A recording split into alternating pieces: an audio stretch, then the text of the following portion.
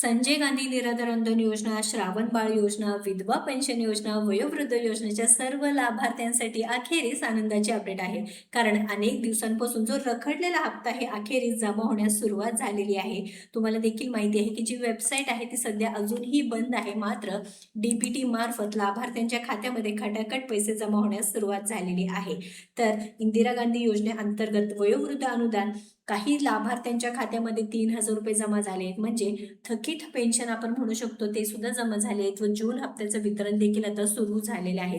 तुमचा जिल्हा कोणता आहे, तालुका कोणता आहे नक्कीच सांगा, जेणेकरून बाकी लाभार्थ्यांना सुद्धा नक्कीच कळेल की कोणत्या जिल्ह्यामध्ये सध्या पैसे मिळत आहेत. व इथे 1,500 रुपये देखील श्रावणबाळ योजनेचे मिळत आहेत. श्रावणबाळ योजना असू द्या, वयोवृद्ध योजना असू द्या, अनेक ठिकाणी हप्त्याचं वितरण सुरू झाले आहे. काही जिल्ह्यामध्ये अजून पैशांचं वितरण झालं नाही. मात्र आज उद्यापर्यंत लाभार्थ्यांच्या खात्यामध्ये हे पैसे जमा होणार आहेत.